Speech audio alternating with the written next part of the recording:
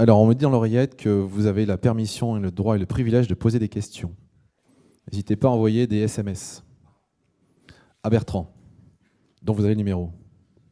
OK. Donc, je vais vous parler de l'intelligence artificielle et l'intelligence augmentée. Donc, nous, on préfère parler d'intelligence augmentée parce qu'on rajoute de l'humain dans le concept de l'intelligence artificielle.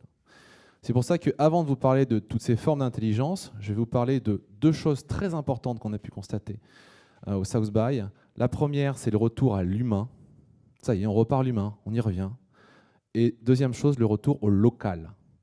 On ne parle plus de mondialisation, on parle de local, d'Internet et de digital local. Nous sommes, selon les dires de Steve Case, qui est un des fondateurs et ancien PDG d'AOL, dans la troisième vague de l'Internet. C'est très intéressant. Jusqu'en 2000, nous étions dans la phase de connexion à Internet.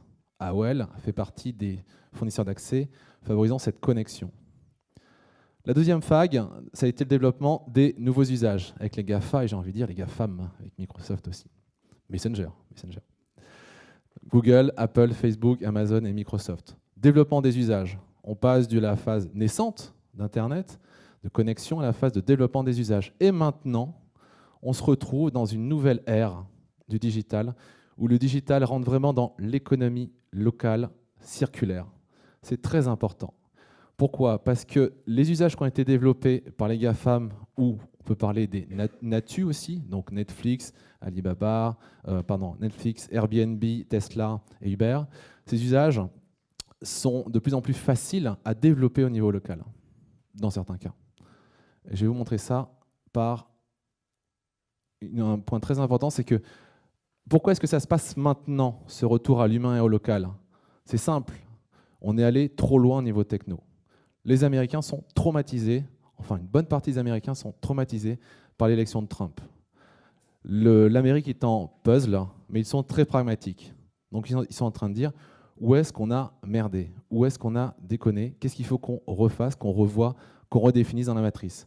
Vous le voyez avec la gueule de bois en bas, c'était devant un des bars à Austin, vous avez la gueule de bois, on peut vous aider. Non, nous aussi. Donc vous voyez, c'est assez symptomatique de ce retour du pourquoi, du sens et de l'humain. Le why, qui a été évoqué par Arnaud, est fondamental. Et maintenant, la vraie question, c'est de faire des technos qui ont un impact social et inclusif. Trop de gens ont été exclus par la deuxième vague du digital. La classe moyenne a été oubliée. Vous voyez l'Amérique, elle est rouge ou bleue, c'est assez violent. Deux exemples de ce retour au local. Le premier, c'est au Nebraska, ils ont dit « Oula, Trump a gagné, il y a un truc qui ne va pas. Il y a eu un vote de rébellion, un vote dissident. Il faut qu'on comprenne pourquoi et surtout qu'on agisse pour inclure ces gens-là qui se sont sentis exclus du système. Donc, on va hacker le système. Qu'est-ce qu'on va faire? On va faire du reverse pitch, du reverse incubator. Une entreprise a un problème, très bien. Elle sait qu'elle ne va pas pouvoir le résoudre en interne, OK. Que ça va être résolu en externe, très bien. Donc, on va soumettre des projets à la volée. Et les porteurs de projets vont dire « Ah, moi, je peux le faire ». Donc, c'est du Y Incubator, c'est du l'incubator standard, mais avec vraiment une logique de « Écoute, viens aider la communauté locale, on a des projets, est-ce que tu peux y répondre ?» Et donc, vous avez des startups qui se créent comme ça. C'est pour ça qu'on parle de reverse pitch. Un besoin, une startup. Et un besoin exprimé, clair, concret et local. Deuxième exemple, ça c'était assez fascinant et c'était un moment de solitude pour Arnaud en arrivant à l'aéroport, c'est qu'il sort son application, Uber, ah, il n'y a pas d'Uber. Ah, il n'y a pas d'Uber, bon, ok, qu'est-ce que je fais? Donc obligé de prendre un taxi. Et effectivement, il découvre que Uber et Lyft se sont fait sortir d'Austin. Uber et Lyft se sont fait sortir d'Austin. Comment? La mairie a dit on veut faire un check des empreintes digitales des chauffeurs. Il y a eu un problème avec un chauffeur Uber il y a quelque temps dans une autre ville. On veut être sûr qu'ils n'ont pas de casier judiciaire. Ok, très bien. Uber, non, t'oublies. Uber a une logique très agressive, un manque de sens absolu, un manque d'éthique très clair. On voit, j'exagère en disant tous les jours, des affaires sortir sur Uber, qui a envoyé les chauffeurs de Lyft très loin pour pas qu'ils aient de course, qui traitent mal les chauffeurs, qui baissent le prix moyen de la course, ou en tout cas le prix minimum de la course. Et donc face à ça, Uber, Lyft font la résistance face à la mairie, ils disent non, référendum et tout, et ils perdent la bataille face à la mairie. Donc la mairie les sort et les remplace par deux sociétés beaucoup plus éthiques qui répartissent beaucoup mieux la valeur avec les chauffeurs qui utilisent leur voiture. Vous avez Fasten qui opère à Austin et à Boston, et vous avez surtout Drive Austin qui est une coopérative. Ce sont les chauffeurs qui ont créé leur activité et qui sont actionnaires de leur société. Énorme. Les usages ont été développés par les GAFAM, les Natu, etc. Et vous voyez que maintenant, ces usages sont une source de création au niveau local, d'économie locale circulaire. Et nous avons en plus au-dessus de ça cette logique de on-demand. Attention, le on-demand, ce n'est pas l'ubérisation. Le on-demand, c'est vraiment le fait d'avoir ce que je veux, quand je veux, où je veux. Ce n'est pas forcément tirer un marché vers le bas. Les exemples, par exemple, vous avez Pernod Ricard qui sort une imprimante à alcool. C'est du on-demand. Les cartouches d'encre sont remplacées par des cartouches d'alcool. Du on-demand. Ah, bien sûr, buvez avec modération. Je suis obligé, puisqu'on est filmé, de préciser ça. Donc les produits deviennent des services. Vous vous abonnez à ça. Peut-être qu'on va vous livrer des cartouches d'alcool différentes chaque mois. Autre exemple, Rent the Runway. Alors, Rent the Runway, la vision de la fondatrice, c'est simple. Là, elle propose quelque chose qui est, vous voulez des robes de soirée, mais vous ne voulez pas les acheter, vous pouvez les louer. Et je vais même plus loin dans ma vision. Vous partez en vacances, vous avez des affaires qui vous attendent sur place, et vous revenez avec celles que vous voulez. Donc c'est du on-demand, ce que je veux, quand je veux, où je veux. Ce n'est pas l'ubérisation, ce n'est pas forcément moins cher, mais c'est plus utile. Oui, puis là, elle voulait dézinguer FedEx et UPS. Bizarrement, dans les 2-3 dernières années, vous avez vu forcément les Deliveroo, les stewards se développer. C'est ça, c'est du on-demand, ce que je veux, quand je veux, où je veux. L'exemple là, c'est pareil, c'est un Shazam des vêtements. Vous prenez une photo d'un vêtement et cette application vous renvoie vers l'endroit où vous pouvez l'acheter. On-demand aussi, ce que je veux, quand je veux, où je veux.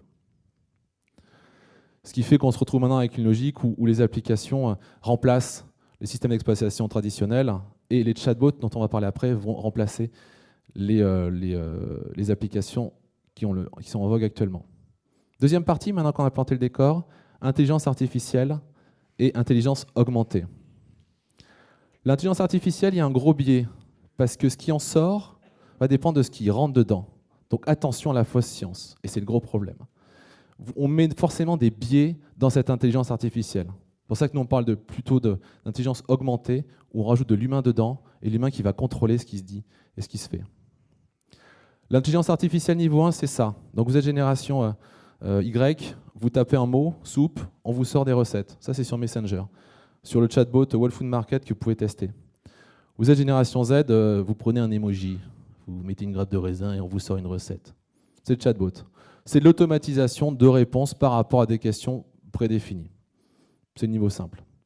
Niveau plus compliqué et qui pique un peu, c'est le niveau du chatbot de Eugenia Cudia, qu'on voit assez régulièrement, qu'on avait vu l'année dernière en octobre, à un événement à San Francisco. Elle expliquait qu'elle avait perdu son conjoint, elle voulait qu'il survive à sa mort. Donc elle avait repris les 10 000 SMS qu'elle avait échangés avec lui et qu'elle les avait mis dans un moteur d'intelligence artificielle et qu'elle discutait avec lui encore tous les jours. Elle t'explique en conférence et je lui ai demandé si je pouvais vous en parler. Donc, les gens étaient un peu blancs, même en Californie ça pique un peu en octobre l'année dernière. Et elle a parlé de ça et on voit bien que le défunt mari, défunt conjoint, a survécu à sa mort au moins dans son esprit par rapport à ça. Donc c'est pour ça qu'on parle de niveau 5. Et vous avez un niveau excessivement intéressant en termes d'intelligence augmentée, c'est qu'avant, on disait, vous faites de la communication, du conseil en communication, le media planning peut être fait par la machine. Mais la créativité, non. La machine ne peut pas créer quelque chose, c'est impossible. Le problème, c'est que maintenant, on se retrouve avec des clips vidéo de qualité équivalente entre les humains et les machines. Chris Grave a montré une vidéo qui a été présentée devant un jury d'humains. Et ce jury d'humains, dans ce jury d'humains, aucun membre a été capable de dire que ça avait été fait par une machine. Donc même la créativité devient artificielle. Je vous ai parlé du niveau 1, du niveau 5. Là, on est un peu au-dessus. Hein. Voilà. Et c'est pour dire qu'on y est maintenant sur ces logiques d'intelligence artificielle et d'intelligence augmentée. C'était ça. Donc c'était un clip moyen, mais un clip moyen qui correspond à une créativité moyenne d'un humain. C'est dit.